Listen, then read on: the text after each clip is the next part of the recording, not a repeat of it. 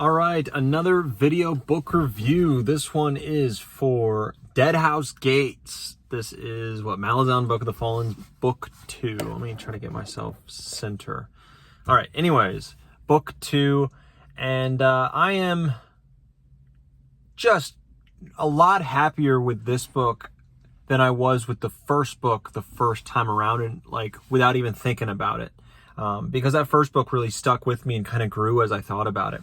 This book, while I was in it, I was just so enamored with it. There was so many things happening, and every single plot, I couldn't tell you what was going to happen the next second, let alone where the characters were going, really, which is not exactly common when I read fantasy books, because a lot of the tropes just continually happen, or at least a character's journey. You kind of know where they should go. You feel, okay, they're, these are their flaws, so if they're gonna have a positive arc, this is kind of where they should be.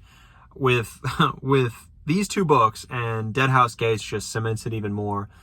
I don't like all of these characters' flaws. I don't rightfully know all of them, and they're just so obscure and so strange, and I don't know where they should go. I don't know where this world is going to send them. And I'm still trying to understand this world as we go, because it's just so dense. It is so wildly dense, where I remember I wrote in my notes on my book, on my phone as I was reading, I was just like, at 9%, I put, okay, I know basically that a whole bunch of things are converging on the desert, and, rebellion is stirring. That's what I know, but everything else, I really don't know what's going on. And while I got to the 50% mark, I was like, all right, I definitely know what's going on, kind of, right? In the sense of where the characters are in the world, and I really don't like the map. What's going on with the map? I kept referring to the map, and I was just like, a smaller map could have been better. And then, but then it also included Coltane's journey, but whatever. That's besides the point. It's not really needed. But all the characters are there's so many of them also. There's probably close to 15 characters that you're following that are main characters that you're flipping through their viewpoints sometimes. And and they're all interesting. And I heard that you don't follow the characters from book to book to book to book. And this one, I would say, 3 characters are from the first book? 3 characters, maybe a 4th if you count Lysine, Empress of the Empire, I think, right? There might be other ones, but you don't really see her. But as main characters that you're following, 3 of them, and the rest are all new, as far as I'm aware. And their stories are more interesting than any in the first book. I'm just far more interested in all of the characters in the first book, or in the second book, more than the first book. I'm interested in the storyline more. The scenes in the first book, they're not as memorable now that I'm thinking back to the first book. I only read it once so far. Thinking back to the first book, I can remember some things, but the rest of it's kind of hazy. Maybe I got a handful of scenes in mind. But this book, I've got so many scenes just etched in my mind. Just so strange. And the prologue, I think, it just started with such a bang. That was a prologue that had my jaw on the floor. And little did I know that every other scene after it would get even crazier. And so the scenes were great. Some were confusing. I say some were, let's say, I don't know the point of a lot of things. So maybe the enormity or the importance of some of these scenes don't really hit right now. And that kind of brings it down a little bit for me, because things are happening. You're just like, why does that matter? Why does that matter? While others are happening, you're like, okay, this really matters. And I didn't know this was going to happen. And my jaw's on the floor. That happened a lot. I think this book juggled all those storylines as they were all moving across the land.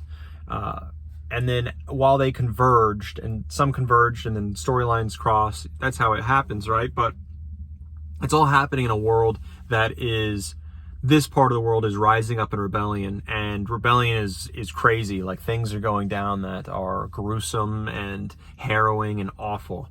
And there are definitely nail-biting sequences there, and having all of that happen while there's a rebellion and while there's a convergence of crazy forces. Some are called Soul Taken and Divers. I don't know what to call them, and I don't know their difference other than one of them, the divers, like can split apart into multiple different beings, and the other I think are just big and powerful. That's all I know. That's my only distinction between them right now. I don't really understand them. I also don't understand, and there's a train passing, so maybe you might hear a train horn soon, but I don't understand the difference between the Talani Mas and the Jagut. I think the Jagut have horns and they're immortal and they're like super powerful, ultra powerful, like super ancient. And I think they are mentioned as one of the 4 elder races, but there might be races older than them. I don't know. And then the Talani Mas, you see more of them in this book, and I don't know if they're immortal, and I know that they're powerful wizards of some kind, I think. Don't know, but they're also one of the 4. So I don't know how that works. A Trell is one of the being creatures in this. They're not one of the 4, but they're another kind of creature. You know, I don't know how they kind of work with, you know, in that whole, let's say, circle of creatures and beings in here. I don't know really what an ascendant is. I've kind of got more knowledge that it's like a being ascended, right? So it's a regular being ascended to another plane of existence, maybe? I don't know.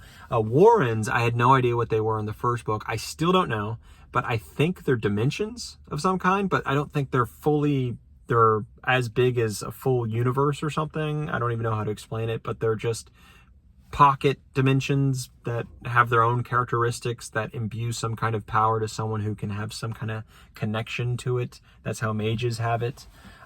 Really, like, it's just a strange, incredibly strange world and universe, and it feels so deep. And I wrote in my notes as well that while reading it at one point, and there's a dragon shows up, and while reading it, I just thought, oh, okay, I feel like that scene in Men in Black where the very end, you like open the door and you see aliens, massive aliens getting bigger and bigger until they're like playing with the different planets in our universe, or solar system, I think only, but solar system as if they were like on a billiards table, right? Like moments like that where you're like, whoa, that's what I did in this book at least once or twice, where I just was like, I feel out of my depth. You know, I feel incredibly out of my depth when it comes to knowledge of what's going on and how deep this thing goes. So it's just an absolutely bonkers time. And I understand why it's so hard to explain Malazan, or Malazan, who knows?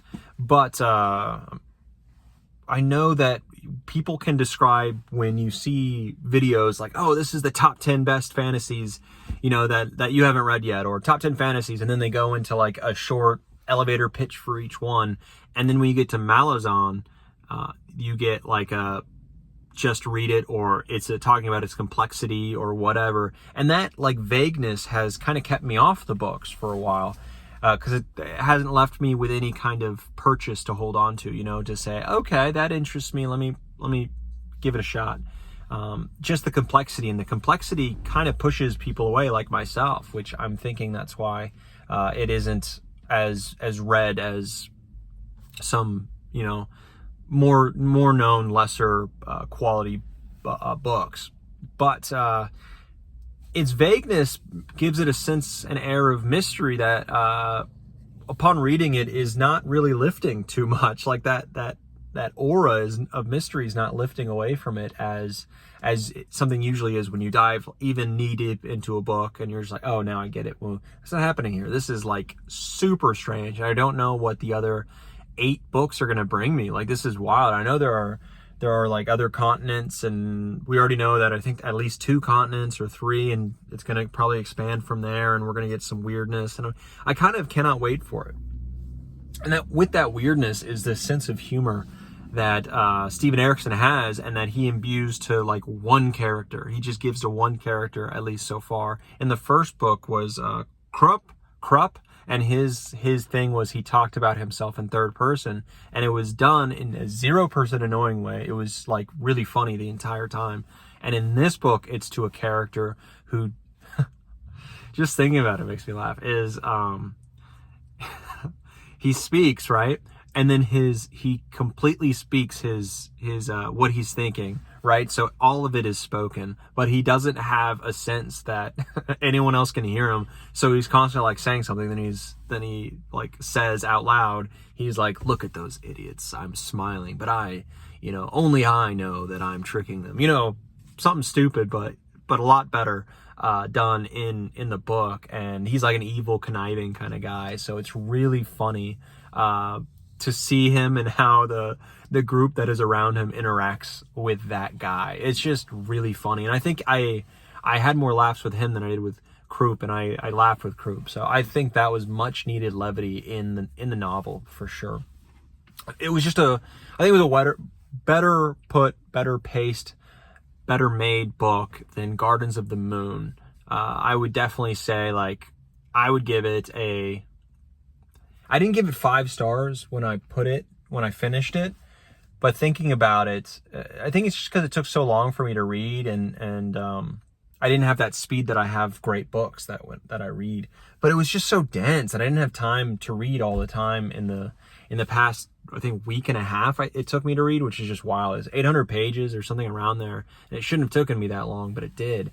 It was just so dense. I would give it, I believe, at least a 9 out of 10. I'd give it a 9 out of 10 at least. Who knows what happens from there, but it's just a wild time that it just feels so weird even to think about the book. How can you encapsulate what happened in this book in your mind and be able to like summarize it? I'm not going to summarize and give spoilers, I guess, but all I can say is, a half dozen storylines all happening in a desert that is awakening in many ways, with a rebellion of multiple cities and of a convergence of higher beings and crazy beings, all racing and fighting to gain godhood or ascendancy, right? And so all those storylines are happening in that weird mixing bowl of just calamity. So that is kind of what, and you get that really in the first, like I said, like the first 10%, you get that, and that may be all that you get. That's all I got really in the first 10%, and from there it grew, but that is maintained throughout the entire part. And I felt like there are scenes and there are things that happened that felt, I think I was 25% through the book, and I felt like I just read the climax to a epic novel. Like I read a climax with a big battle or a big scene, and big momentous things are happening, and the characters are changing irrevocably, where they'll never go back from this. And I'm like 25% through. I'm like, oh my God, what's gonna happen with this story? Like, in lesser hands, you'd think, oh, it's gonna burn out, or we're gonna maybe dip a little bit, then come back up again. It's all like a full pace. There is no like dip. It is a full pace the entire time. 100%. You start off running and you don't stop from there. There is no lull, and it's wild the whole time. And maybe I needed a break every now and again, because every chapter was like 30 minutes long time wise on reading it. And at the end of every chapter, you just feel annihilated mentally. You feel annihilated emotionally sometimes. I know towards the very end I was annihilated by one of those, and I just felt heavy, like in the heart heavy, and it was wild. It was just a wild time. I'm just having trouble forming my thoughts. As you can see, I'm just spewing out. I've like Swiss cheese. My thoughts are coming out of every direction, really.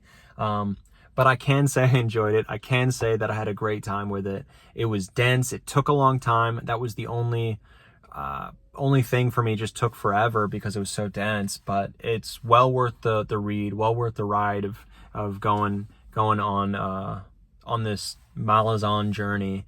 And I'm hooked. I'm absolutely hooked. And I cannot wait for the third one. Although I do know that some people DNF at this point in the series. I don't know why, but I'll look into it. I don't feel that way. I do not feel that way. If anything, I'm building. So maybe this next book really stops the momentum, but so far I'm building. I'm building in my excitement and my interest of the series. 9 out of 10.